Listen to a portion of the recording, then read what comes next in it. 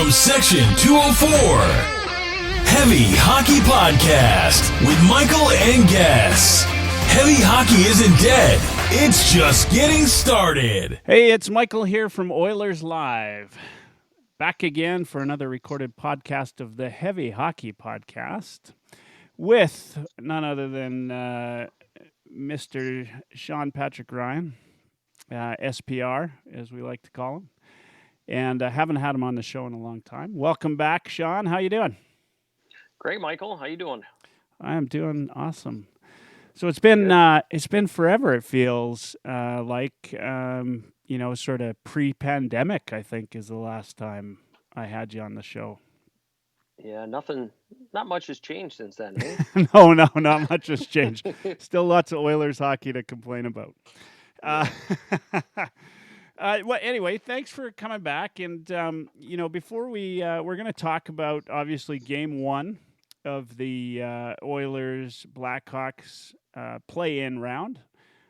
Some people call it playoffs. In some ways, it's not quite playoffs yet. We'll talk about that. But there's been some changes since the last time you and I chatted. One of those is you've got a new website. You've redeveloped your website. I shouldn't say it's a new website. It's the same one you've always had at TheOilKnight.Ca. But you've got some new features on there.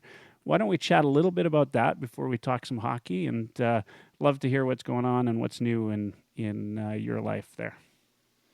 Yeah, so I'm super excited. As you mentioned, TheOilKnight.Ca, we've been getting a ton of visitors and a ton of positive feedback over the last couple of years. So we decided to kind of ramp it up a bit this upcoming season. I guess we're starting this off season. Oilers fans are always diehards when it comes to content and that. So, and I love following prospects and that. So I've got a couple of guys that are going to help me out this year, and we're going to cover as much as we can every single Oiler prospect in the organization. We're going to kind of make like a virtual library as part of the site. You can go into Oilers prospect tabs and profiles, and you can get the latest highlights and videos and that, and just updated reports and things like that, so you can stay, I guess, up to date with all the prospects, because again, fans seem to love it, and we are going to have access to all kinds of content that you won't find anywhere else. So we really kind of want to be the number one source for other prospect news and updates, and that's kind of why we did it. That's awesome. And if you go, for any of you that are listening, if you go to TheOilKnight.Ca, you can check that out. I suggest you start with Sean's Scouting 101, the Oil Knight system. I think it's a great read, by the way. I had a read of it. You and I have been chatting now for a number of years, and I love the work you do. And you know what I'm not trying to grease your wheels here, but one of the things that I've always loved is, you don't really care about what everybody else is saying out there. You kind of go out there, do your own thing. Guys like me, I rely on what everybody else says. I don't actually do the work that you do. And so typically I'll go off of a number of different readings, and that's how. So I'm not the right guy to go to for prospect information, but I've always admired the fact that you do the work. And so, I'll get your opinion, but a real solid opinion on whether a prospect's good or not. Yeah, well, it's a passion for sure, and I appreciate the kind words there. I watch the OHL as much as I watch the NHL, if not more. So I figure the whole reason why I did this years ago was to give Oilers fans, the Edmonton market, a product that they didn't really have access to. So, highlights and updates on OHL prospects and I guess CHL in general. So that's what we continue to plan on doing. And on top of the Oilers prospect stuff, I'll still do my regular draft profiles and mock drafts and top 31s and stuff like that. So we'll make sure we have tons of content, and so be sure to check it out. And we're going to go hard this year, so it's going to be fun. I'm looking forward to it. Yeah, well, if you need anybody in the queue, I might know a guy. Yeah, buddy. You're moving to Halifax. Well, that's right. Congratulations, I guess. Yeah, thanks for that. Yeah, we'll talk. I'm sure I'll be a Moosehead season ticket holder in no time. So, go Moose. Yeah. So let's chat some hockey. Of course, we've waited a long time for this, and we're going to chat a little bit about Game One, some of the things that have happened around the league in the first couple of nights of real meaningful hockey, if you will. Mm-hmm. And I did a tweet earlier this week. I said all I've ever wanted as a fan is meaningful games in August, and so here we are, meaningful hockey games in August. First off, let's chat about last night. Loss, obviously, for the Oilers. Not great as a fan to watch. What's kind of the good, the bad, and the ugly for you from last night? The good, the bad, and the ugly. Well, the ugly obviously is the outcome, but I think even more than that, I think it was just the effort. Like you could tell, pretty much right from the beginning, that Edmonton just wasn't ready to play playoff hockey. They were kind of lollygagging it in their own zone, and Chicago came out to play. They were a house on fire, and they came at Edmonton in waves. And even though Edmonton scored first, Chicago never really backed down. And I mean, there was a lot of issues defensively in that, and I'm sure we'll kind of go over that. But as far as a positive goes, it's only the first game, and one of the issues I had with before this series was a lot of media people were kind of building it up as Edmonton should just roll Chicago, just destroy them. And I kept trying to say, don't give the Hawks bulletin board material, and don't let Edmonton heads get too big. We've seen over forever. They just, for whatever reason, the Oilers just can't handle prosperity well. But when their backs are against the wall and there's adversity, they seem to quite often they'll excel there. But when they're expected to beat a team with a backup goalie or beat the Detroit Red Wings, the worst team in the league, or heavy favorites, they always seem to underwhelm. So I'm glad they got hopefully their worst game. They got it out in the first game of these playoffs, and they'll be better for it. So I'm going to take that as a positive. Yeah, that's a good way to look at it. I think that is a positive. It's game one. If you're going to have a stinker, it's going to be game one, and or it should be game one. Better than game 5. Well, 100%, right? And yeah, and I kind of I think that there were too many people just being fans of the Oilers going into the series. There's nothing about Chicago. I think that as a hockey fan and somebody who watches hockey, that I thought was going to be easy. Like you've got Patrick Kane, you've got Taves, Kubalik had a hell of a season, and what an unreal game for that kid, right?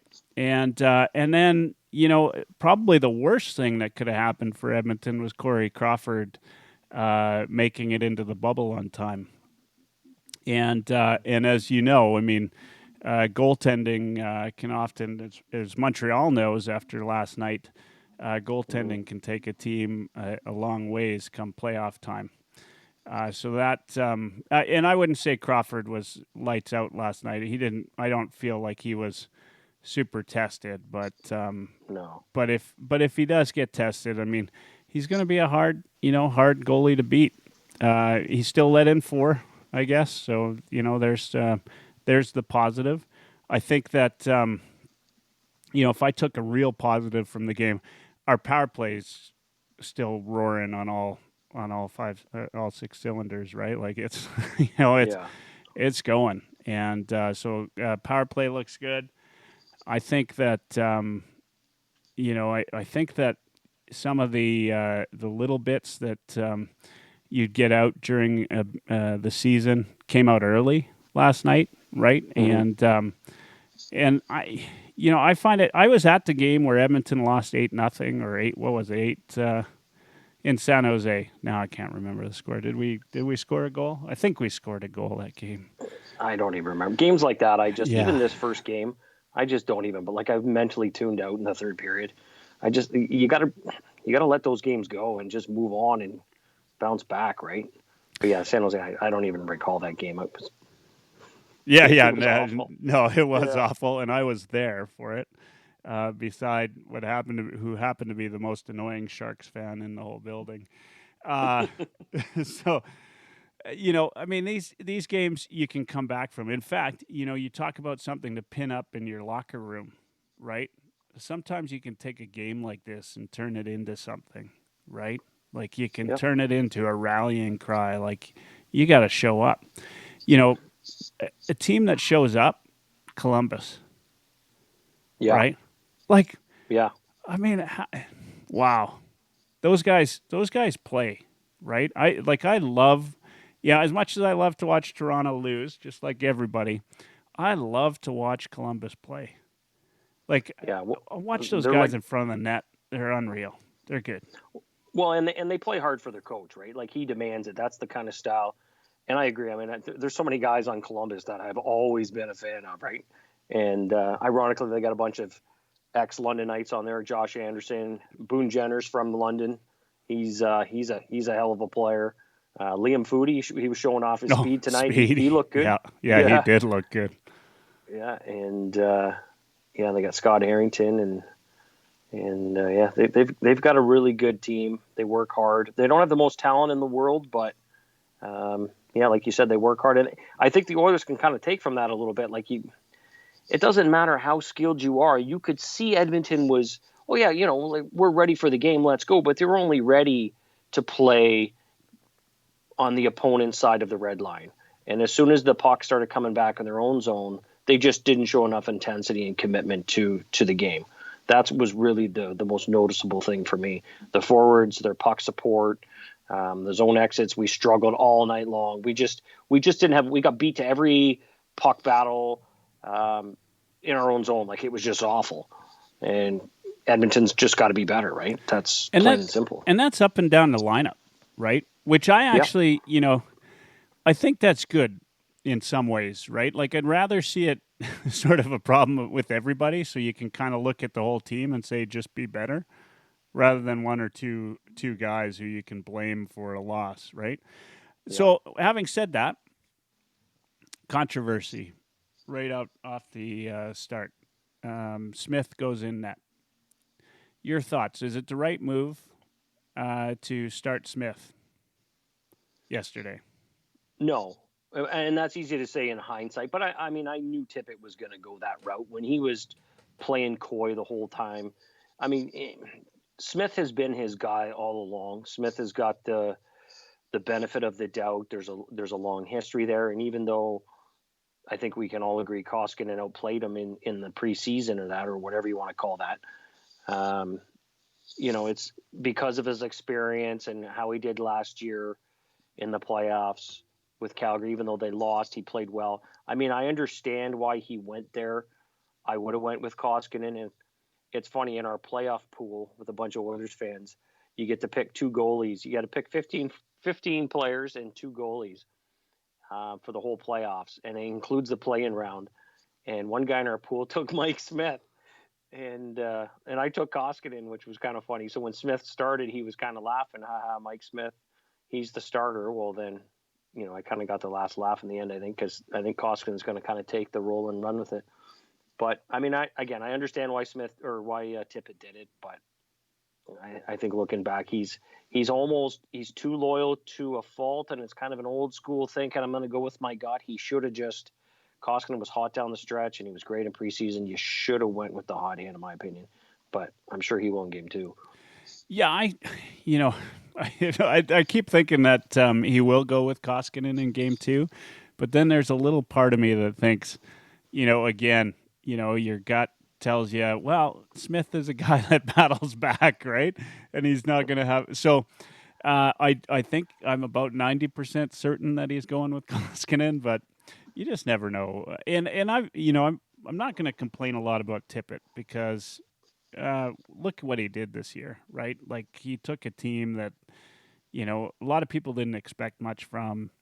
And they were doing well down the stretch, and he found some things that nobody else seemed to be able to find, and so maybe the team was ready. Maybe it's not all Tippett, and I'm sure it's not all Tippett. I mean, there's a lot of factors in there, but I'm not going to be the first guy to say that he's he's wrong. I actually I'm not like you. I would have picked Smith to start. In fact, I would have been upset if he had taken Koskinen. Just the way Smith showed up for the playoffs last season, and the kind of competitor that he is, I just thought that he would come out and be unstoppable.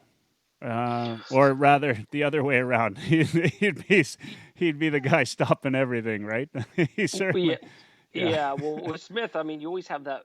There's always that worry that he could have a stinker, right? Where Koskinen's more consistent, at least he doesn't. His lows aren't as low as Smith's.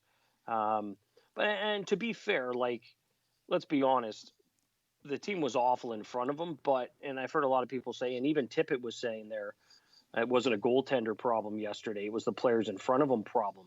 That's true. They didn't show up, but sometimes when your team's not going, your goalie's got to be your best player, and he's got to make those big saves and keep you in. And Smith did not do that. Like 4 goals on 14 shots, you're dead in the water. So sure, you can point the finger at everybody in front of him, but the goalie wasn't any better, right? Yeah, I think he was just equal blame, right? I mean, there were a couple of those that, just shouldn't have gone in, right? And then the giveaway behind the net. Well, and that started it, right? That first goal was awful, and that's all on Mike Smith.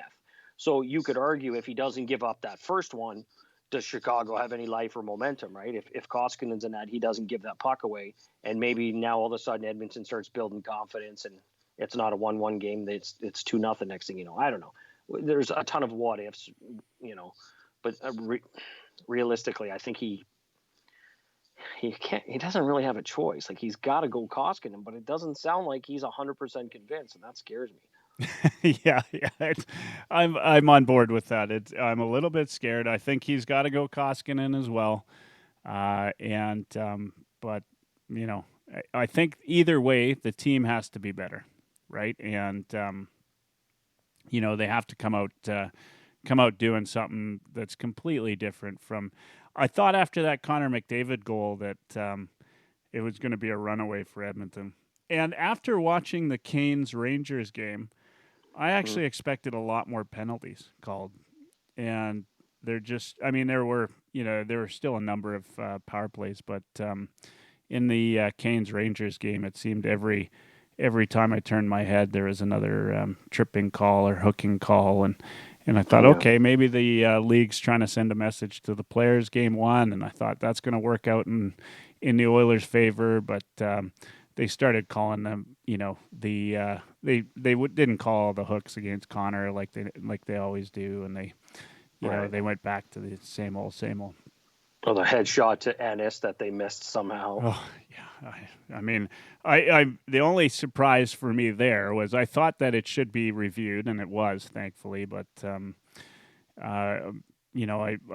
if they had announced that they weren't going to review it, would anybody be surprised? I mean, that just seems to be the way for the Oilers. I hate to sound like that kind of a fan, but especially after the ruling. With Lucic and Neal, and we're not going to get into that, but yeah, well, that should have been a 5-minute major, right? Like, he was a headshot, a blatant headshot, a suspendable offense. Now, again, the Oilers didn't show up, so that's all water under the bridge. But yeah, there was still some bad calls. Like, there were missed calls in there, and Edmonton always seems to get the shaft and butt into the stick on those. But the Hawks, and let's chat about the Hawks. I mean, they are a good team, right? Like they seem to have more speed than us. They a little bit more poise. They came in ready. They had nothing to lose. Yeah, they're playing loose. You're right. They're loose. Yeah, for sure. How do you think that works though for a team like that where Edmonton comes back like it's 6-4? I know it's not like a full on comeback. But the game wasn't 6-1. It was 6-4. And Edmonton still had their way with them on the power play. Like, in your mind as a Hawks player, that's got to play with you just a little bit. Like, somehow that power play, like every time the power play comes on, you got to feel like that's a goal almost, right? Yeah, I agree. I mean, Chicago's got lots to clean up. They won that game on pure energy and effort, in my opinion, and a lack of effort on Edmonton's side. So you got to expect Edmonton's going to come with a much better commitment to defense and overall effort. And then that kind of just cancels that out, and then you let the skill kind of take over. And I mean, Chicago gives up a ton of shots. Their penalty killing is garbage, so there's going to be plenty of opportunity here for the Oilers to bounce right back, get right back in this series. But it's just, it's just going to come down to how bad they want it. Like, all four lines got to be going just like Chicago was, and every time you put somebody out there, there's no excuses. Like, you can't have a game like Cassian had last game, and where he's just absolutely invisible. You're playing on the top line with McDavid. How does that happen? Like, you're not hitting anybody, you're not doing anything. That can't happen. So every single guy's got to be accountable. And if I'm tipping, I'm benching whoever. I'd bench Cassian after that performance. There's a couple other guys I would just bench. You don't have time for that. You got to set that precedent right away. This is a short series, and if you guys don't plan on giving me 100% every single night, then I'll find somebody else that will. So I fully expect Nygaard and Haas to be in the lineup, and I would definitely get rid of Kara, put Haas in there, give a little bit more speed, and then after this year, who I love, he really hasn't found a niche yet.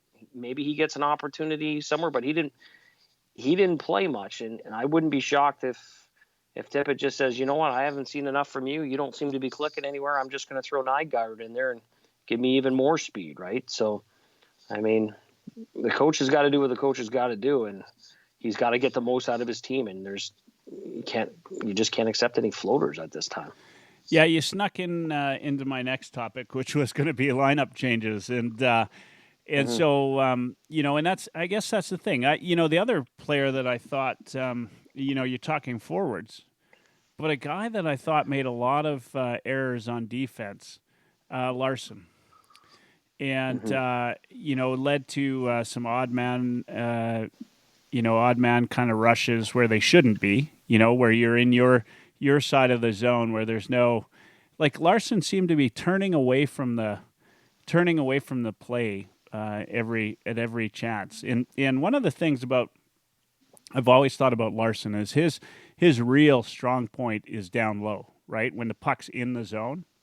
Yeah. But from a defense, like going backwards when the other team's on the rush, he just wasn't good last night, and so really none of the defense were great. I thought what we saw from Bear throughout the regular season, I thought he looked a little bit. Maybe it's just nerves, right? He wasn't quite as good. I thought Nurse had a decent game though. I thought he was all right, and he played rough, right? Like, he played the kind of physical game you want Nurse to play. Yeah. Clefbaum, nothing spectacular, nothing kind of glaring to me. Maybe I missed some of the plays that he was involved in. And Bennett, I've been hard on him before, like Benning, yeah. Yeah, but Benning, yeah, sorry.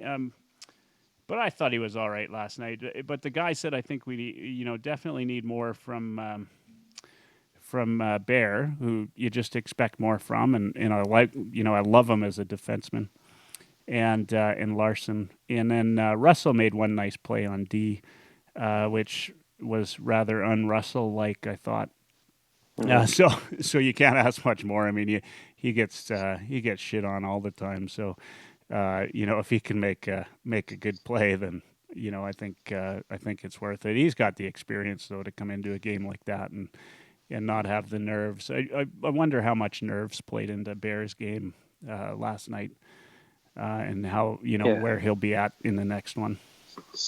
Yeah, I would expect him to bounce back. And as far as Larson goes, he's never really been good at gap control and things like that, and sticking to his man, like you said, in open ice. It's more of, once the puck's down low, he's good at breaking the cycle and good in front of the net kind of thing. But it always baffles me with him and Clefbaum. It's been like for years. I don't know what it is with those two, but they have terrible defensive awareness. Like, guys get behind them and they both get caught puck gazing so bad. They just don't see a guy right behind them, or they don't. It blows my mind how that happens. It happens on every team. I'm not just pointing the finger at those two. It just, in this day and age, the NHL, with all these advanced stats and all these, you would think you have so much information at your disposal that using your brain, hockey IQ, and having defense awareness just to look over your shoulder, just to see who's there, just a quick glance, how that isn't automatic for NHL defensemen at this point in the year 2020, it just completely baffles me. And we saw a couple examples of that last game.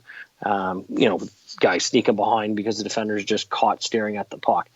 I mean, yeah, those two got to clean up their game. And like you said, Nurse, yeah, I thought he was solid for the most part, but and Russell was good. I wish there was a way we could get Caleb Jones in because he can kind of counter the speed a bit of Chicago. Benning, Russell, and Larson are pretty slow when it comes to that, but I mean, he's rusty. He hasn't played much, right? So.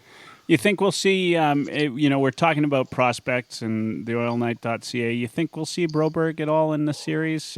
Probably, at all or at all, barring injury. No? No, I don't think so. I mean, as far as I'm concerned, the pecking order for playing is Caleb Jones is next up, then Lagesson, then Bouchard, and then Broberg. That would be the order as far as playing. Now, if you're doing long-term projections, who has the highest ceiling, well, then it's a different story. But you got to go with the most experienced guys. And throwing Broberg into a playoff game, when he's never played a game in North America, and expect him to not make mistakes, right? And he could cost you literally the game. The margin of error is slim. You just can't do that, right? So the Leafs did throw Robertson in tonight. You saw that, hey? Well, yeah, he was third line. I mean, yeah. He looked good too. I mean, he's going to be a hell of a player. Too bad he's got to put the maple leaf on his crest, but he's going to be a hell of a player. Somebody tweeted out something. Oh, I don't know who it was. I just saw there. They said, "Oh, Robertson, what was he? A minus player. His Corsi was 31% or something. I don't know." And they were saying, "Oh yeah, what a great preview of things to come!" Like they were taking a shot at him, right? Yeppo, yeah, Clout Katniemi, that guy. Yeah. 0 goals, 0 assists, 31% Corsi, 18 years old. This is just the beginning. Yeah. That was kind of funny, but I mean, what do you expect? He's a rookie, right? Yeah, he is a hell of a player. I mean, I'll give him that. I mean, he's a rookie. He's coming in, and in whether I know they're not playing with the fans right there, it's still a tough market, right? Like if I think he if he can find himself a good trade in a couple of years, he should be able to have a good career. Yeah. Anyway, so Broberg, you think we won't see him? I mean, I'm kind of the same feeling. I'm surprised though. I'd be surprised if we saw Bouchard as well, but you never know. I do think we'll see Jones at some point, maybe even this series. I think though that if I had to put the defense out, I think Tippett played the right guys. Right, like you got to give the guys that were there, the guys with the experience with the team, and Benning this year has been great. I thought, right, like he's been everything you want from a third line D, and in past years, despite the all the stats guys saying the otherwise, I couldn't. It drove me nuts when he'd get on the ice. But he certainly didn't do that this year, so I'll give him the benefit. Yeah. What about, let's talk about lineups up front. I mean, you obviously you think maybe potentially Nygaard and Haas coming in. What about RNH? I mean, there's lots of chat about whether or not he should be put back on the line with Dry and Yamo. Your thoughts on that? And if you did do that, of course I think you got to keep Cassian up top. If of course, as you said, he was kind of invisible last night. But who do you put with McDavid, right? And would you do that? Would you put RNH on that line?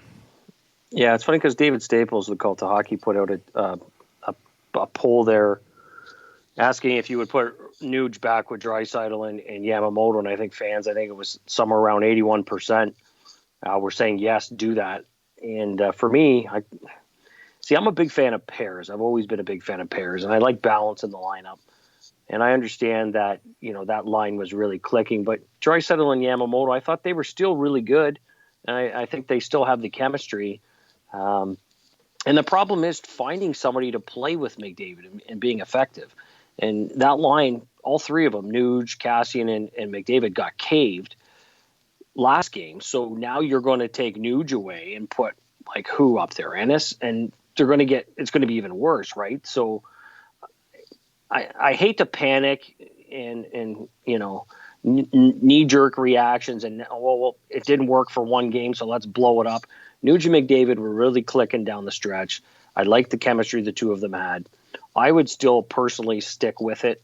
I like those two together. Now, as far as Cassian goes, I mean, based on his effort, it wouldn't hurt my feelings at all if they just swapped him out with Archibald, who did play with McDavid and had a bit of success early in the year.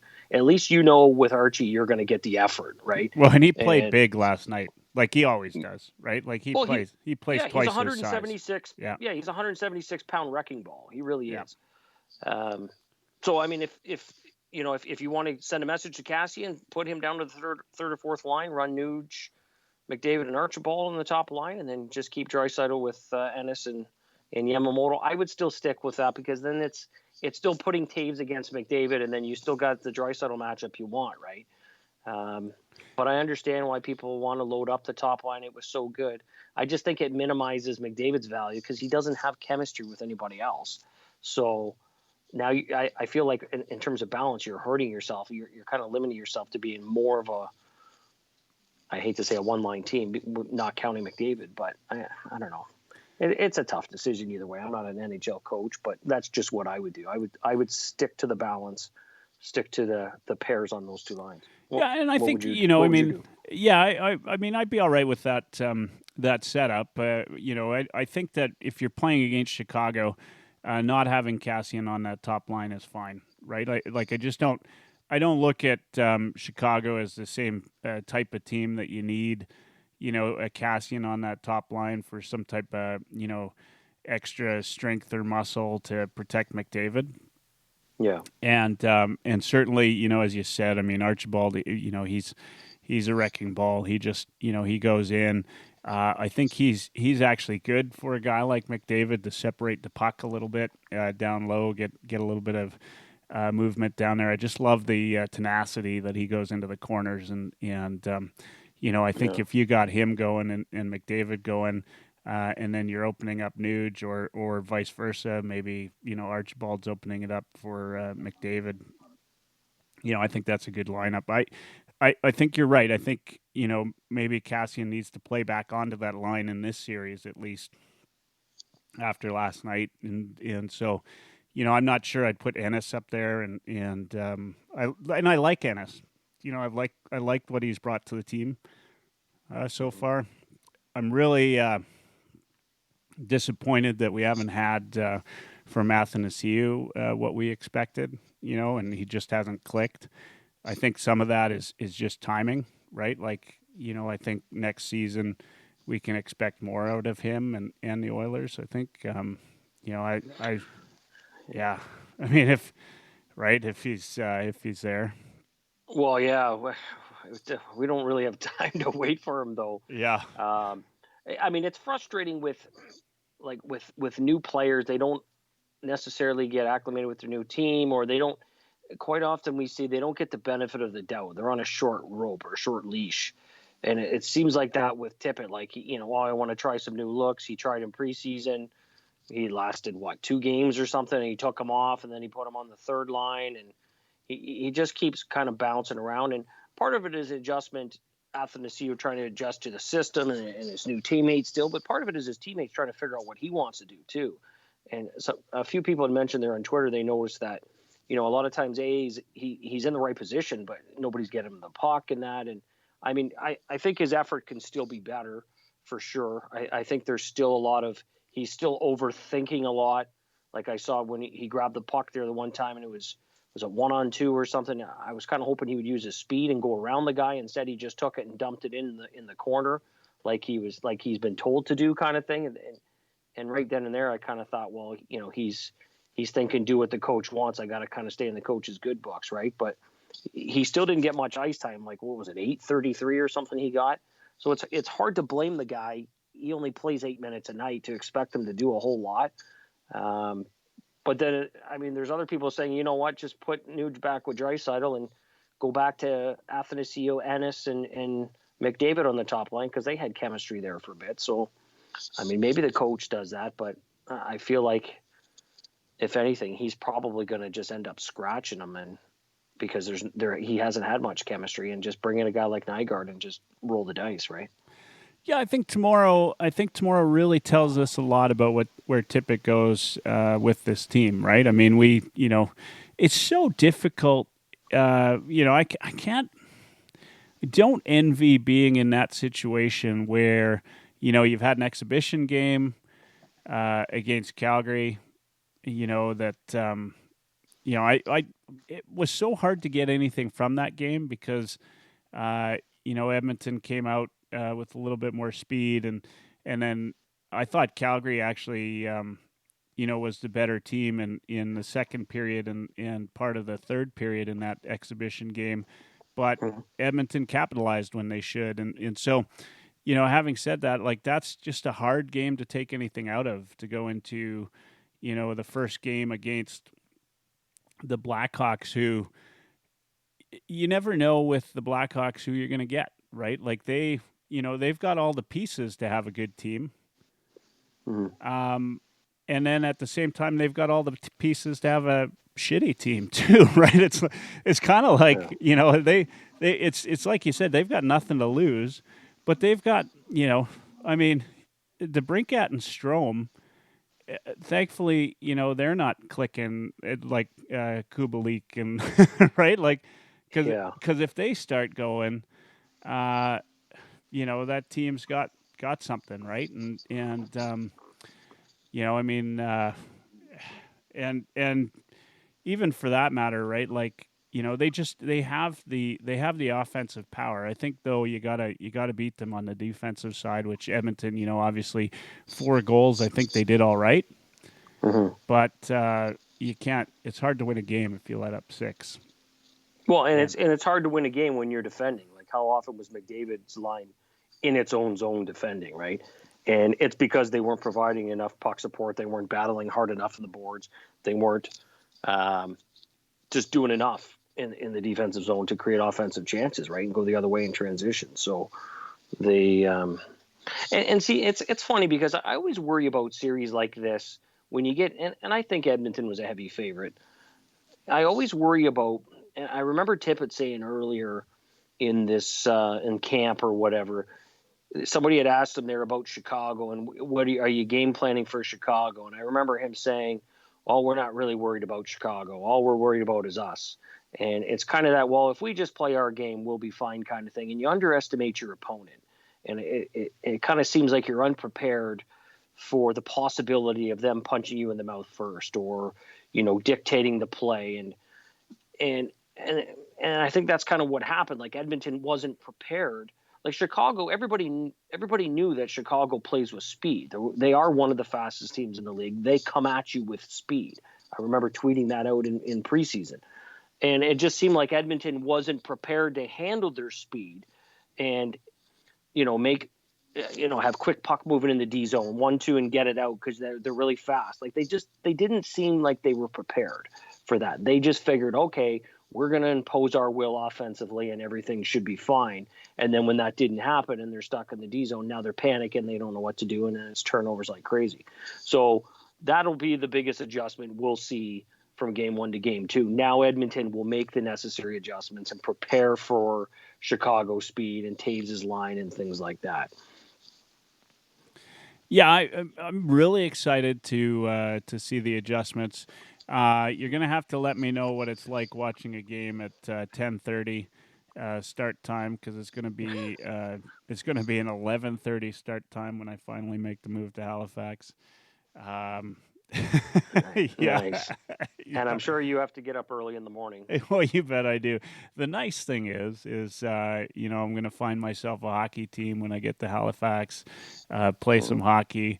and typically, the game would be on while I was at hockey, I'd try to get out of the dressing room as quick as possible before somebody says, "Hey, the score of the game," Yeah. how about them Yeah. Oilers, right? And the game won't be over now. I'll be able to come home, watch the game, not get a spoiler, and see the full game.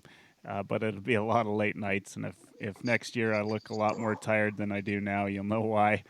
But yeah, no, I'm actually kind of looking forward to that ability because I did PVR a ton of games this season playing hockey, and yeah, it'd be good to not get any spoilers and have to run out of the room and be able to chat for a bit without Yeah. hoping that nobody looks at their phone and says, "Hey, what the score of the Oilers game tonight?" And yeah, I'm looking. Yeah. Well, it's kind of nice here living in Ontario. I'm sure, as everybody knows, I'm a huge London Knights guy. Well, typically the Knights play at 7 o'clock Eastern time, and the Oilers usually play at 9 or 9:30. So usually I get to watch the Knights first, and just as they're finishing up, then the Oilers game kind of comes on, and then I get kind of like a double header, right? So there are some advantages to not being in Alberta, being an Oilers fan, and that's certainly one of them. Yeah, absolutely. I am looking forward to that, and I'm not kidding. I'll be a Moosehead season ticket holder and get out to as many games there and watch some of the players in the queue. And I know it's a fast league, so it should be a lot of fun. And it's Get a a good chance. organization too, and a great fan base. So yeah, I think you'll fit right in there. Yeah, yeah. I don't know if I'll fit in, but, Well, but you're like 6'10". You're not going to fit in, but that's you right. know what I That's mean. exactly that's exactly it. Yeah. So let's switch gears a little bit. Let's talk about Adrian Dater. now, now, Who? yeah, exactly. So for those of you that are listening and don't know, this fellow, Mr. Adrian Dater, tweeted out yesterday that he's switching his Oilers pick over Chicago. Let me read the tweet out. Regretting my Oilers pick over Chicago. Connor McDavid, a brilliant talent, but a personality deficient guy. I think his blandness rubs off too much on teammates. Happy to hear opinions to the contrary, but fact is he doesn't inspire others. Um, yeah, I mean, let's not take too much time on this, but Adrian Dater, who is a Colorado guy, he's one of two. I don't know. I don't know what you call him, columnists, but the other being Sarah McClellan, I think is her name. Okay. That are actually in the bubble, and so this guy who has a history of he not regretting his picks, but regretting his words on Twitter. It's Mm-hmm. like is saying McDavid is a personality deficient guy. A couple thoughts. Your thoughts on this? Well, just my thought is exactly what I put in the tweet in response to that. Okay, now do Jonathan Taves. Yeah, Okay. like the guy never smiles, right? Yeah, Captain Serious, and for the first 3, 4, 5 years in the NHL, it was the same thing with him, right? He was focused. He didn't like to lose. He was focused on winning, and he had zero personality, right? And guys used to just kind of tease him about it. But then once you start winning a couple of cups, well, now all of a sudden, now you're smiling more and you have more of a personality, and the guy's a winner. That's why, right? It's the same thing with McDavid. Like that's just a ridiculous statement. And Crosby's never been a flamboyant guy either. He's very been reserved, and yeah, I mean that's. Here's the thing that bugs me is not that he said it at all, but but that guys like him they go to the well, and the well is Oilers fans, right? Like this is a guy that I could care less who he is, but he's like there's only one reason you send that tweet out, and that's to get some Oiler fan reaction, right? Like, you don't have enough creativity to get something out of your own tweets or whatever. So, the best way to get comments and likes and that on Twitter, Attention. and attention on Twitter is to go after the Oilers. I mean, if you say something about Connor McDavid, and I always hesitate before I retweet some shit like that because, I'm giving in. I mean, but like, he's not the first guy to do it, right? And he's not going to be the last. And to me, this is like a sign that Oilers fans are, they're among the most passionate fans on Twitter, in the NHL. They're, just look at the 50-50 draw. Did you hear about the 50-50? Right? I kept hearing tweets about it, but I don't know what happened. It got up to 800,000, like close to. In fact, it was so popular that the server broke down, right? And so that's the tweets you heard. Yeah. Go south here to Calgary, which I bought a ticket for that one too.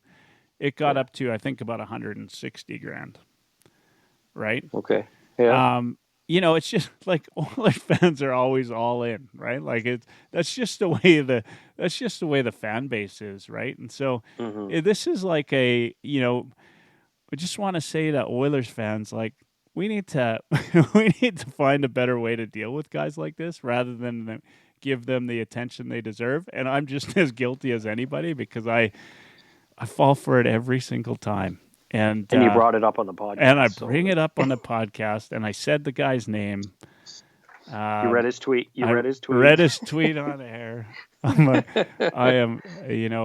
We need to find a better way because, guys like this they don't deserve it, right? Like, I mean, I had a look at everything he's done, and this was the most popular thing he's done, right? Like, he's irrelevant otherwise, and he's got some controversial opinions. He almost reminds me of a Western version of what's that guy from Jimmy something? The guy from Boston. Oh yeah, Bar Down guy, or not? Or Barstool, Barstool Sports not guy. No, not Barstool Sports. The guy this guy always has rumors and that. He's a Boston guy. I forget what his name is. Not Evolution Hockey. No, it's Jimmy something. I don't know why I can't think of it now, but probably an Irish name, Jimmy Mick something. I mean, it's spoken from a person that hasn't really been around McDavid a lot and doesn't really know who he is. I mean, he's a fiery player. He leads by example, and I mean, you don't have to be rah and gun ho and screaming at your teammates, "Let's go" kind of thing. You lead by example. He scored. He had 3 points, and it's easy for these guys too to just pile on when a guy has a bad game. They just pile on him. But then when McDavid will absolutely light it up and he's smiling and having a great time at 5-point night, you won't hear anything from them. They just look for the negative and try and push that narrative. So and they did that. In fairness, they did that with guys like Crosby too, and they do that with any player at that level. I don't know if you saw, but Chris Weidman did come to the defense, and so this is worth saying. He says, he's legit. 97's legit on and off the ice. Short time in Edmonton, I couldn't believe some of the things I saw from playing 28 minutes as a forward, right? And first one in gym post game. Yeah. And this is the big one, and maybe this doesn't seem like a big thing, but this is actually a big thing. He requested to be served his meal last on the post game flight when he was scratched because of illness. And then Chris Weidman says true leader. So good to see another player come to his defense. And it's so blatantly obvious when you look at Connor that, he's got a media personality versus a player personality. I'll never forget when Patty Maroon scored that goal and he grabbed him by the head and shook his head. in the back of the net there, like, I love Yeah. the passion that Connor McDavid brings to the game, and if you think otherwise, I just don't think you watch enough hockey, right? Yeah. Like to understand. Exactly. Yeah. Yeah, I agree. All right.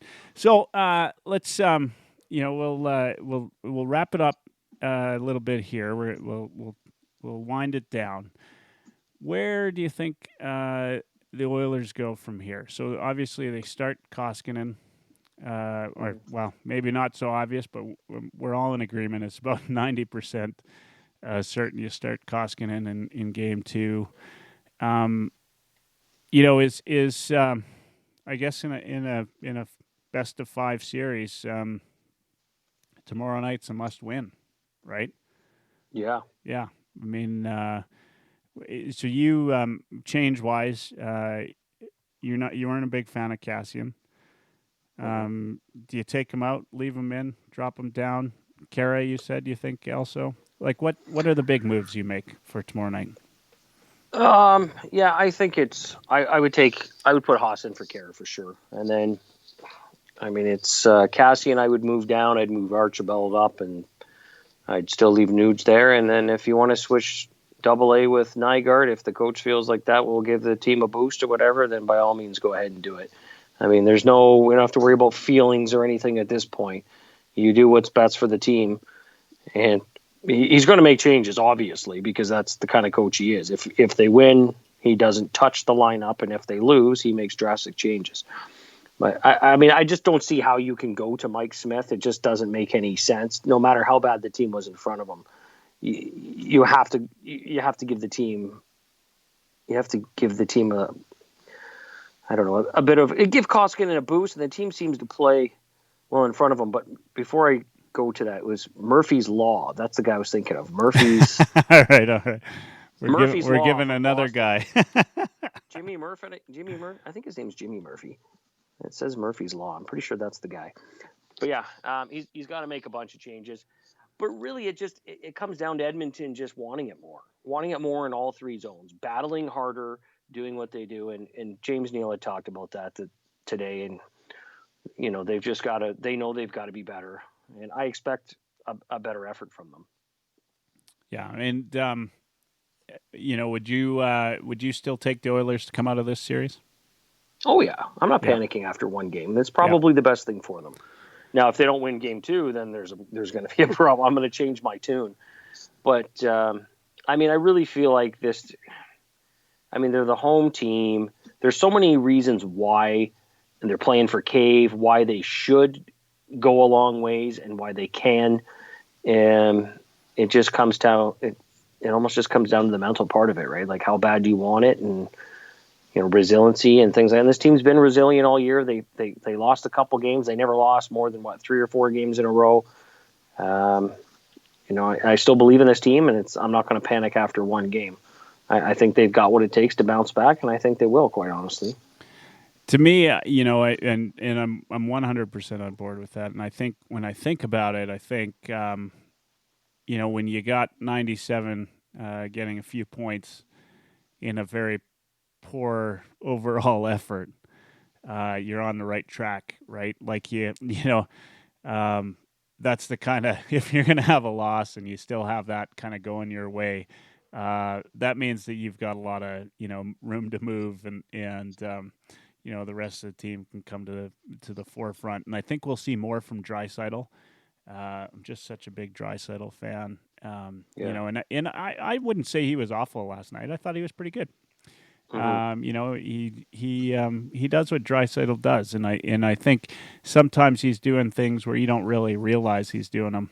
The other thing I liked, we talked about Kara. You didn't like Kara.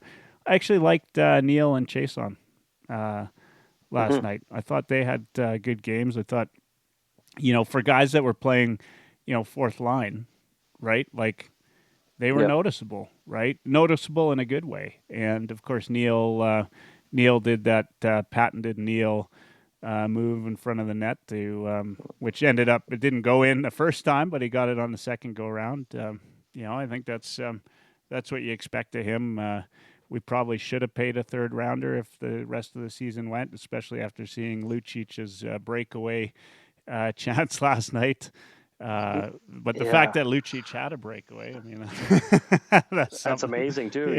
Yeah. Tobias Reeder had a breakaway too, right? Yeah.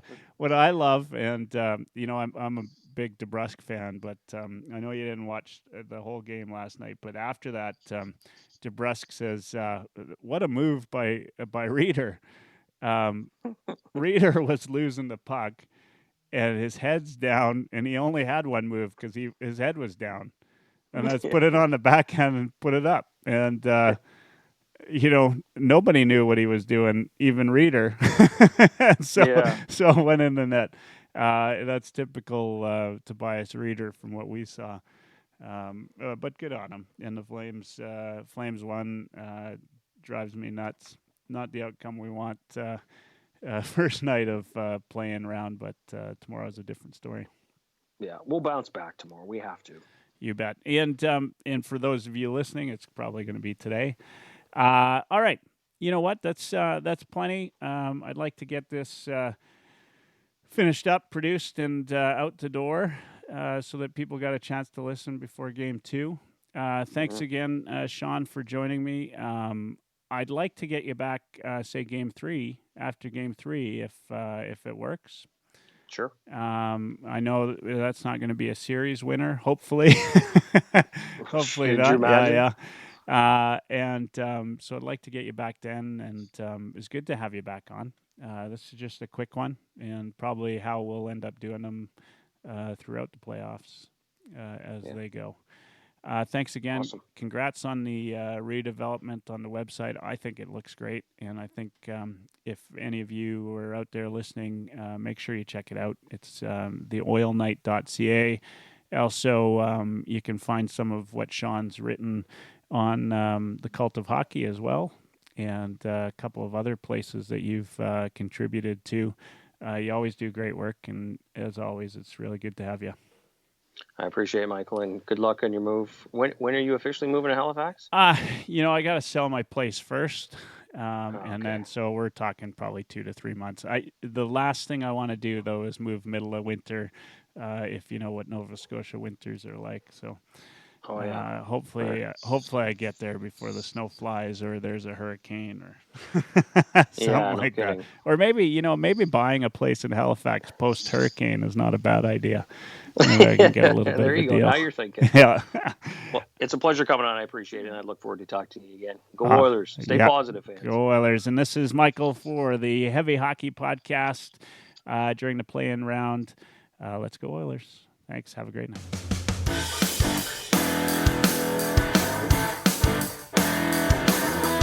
Oilers Live.